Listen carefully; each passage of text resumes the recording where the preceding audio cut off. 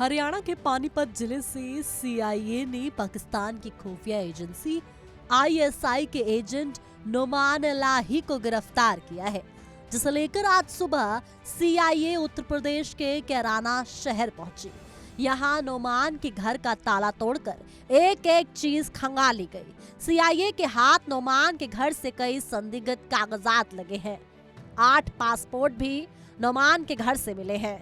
कागजात और पासपोर्ट जब्त कर लिए गए हैं। वहीं 3 दिन पहले गिरफ्तार किए नोमान ने 3 दिन चली पूछताछ में कई चौंकाने वाले खुलासे भी किए हैं।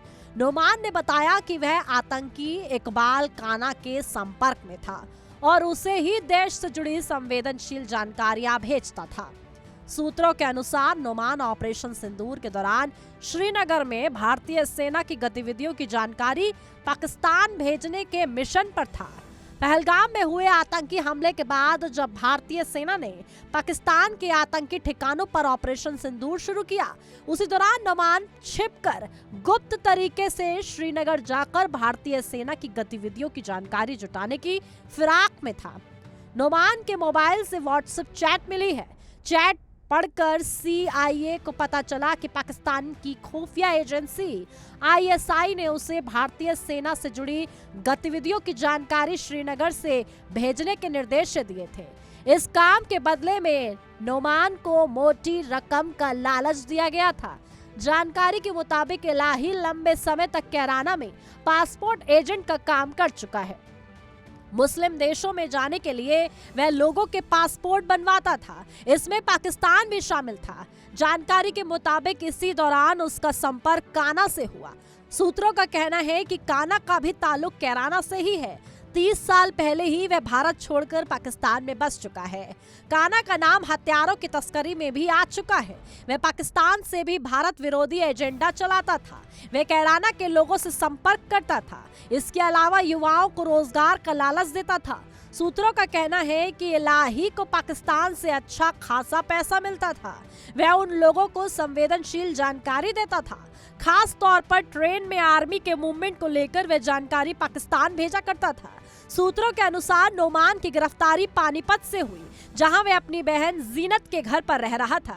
जांच एजेंसियों को उसके मोबाइल से पाकिस्तान के कई number, WhatsApp chat, video call और डिलीट की गई बातचीत के सुराग मिले हैं। नोमान ने बताया कि वह पिछले 1.5-2 साल से आईएसआई के लिए काम कर रहा था। मोटी रकम मिलने के लालच में भारतीय सेना से जुड़ी खुफिया जानकारियां पाकिस्तान भेजता था। नोमान की आईएसआई से कनेक्शन की कड़ी कमांडर इकबाल काना के जरिए जुड़ी, जो पहले कैराना में रहता था और बाद में पाकिस्तान जाकर बस गया। उसी के जरिए नोमान का आईएसआई से संपर्क हुआ था। नोमान उत्तर प्रदेश के शामली जिले के कैराना कस्बे का रहने वाला है। नोमान केवल 8वीं तक पढ़ा है और सिक्योरिटी गार्ड की नौकरी कर रहा था। नोमान 6 भाई बहन में सबसे छोटा है। उसके 2 भाई और 3 बहनें हैं।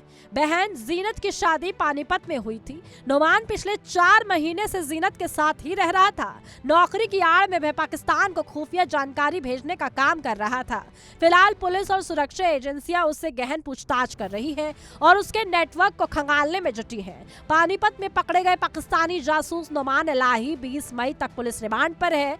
इस दौरान पूछताछ में उसने कई बड़े खुलासे किए हैं। नोमान ने बताया कि वह पाकिस्तान से पैसे मंगवाकर दूसरों के खाते में डालता था।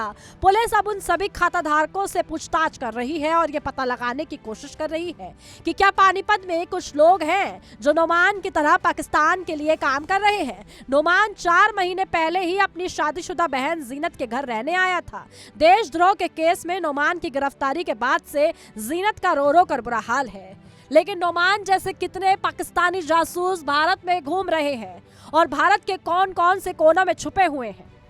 ऐसे धीरे धीरे तमाम जानकारियां सामने आ रही हैं और हर एक जानकारी के लिए हमारे साथ बने रहें और कमेंट बॉक्स में अपनी राय जरूर पेश करें।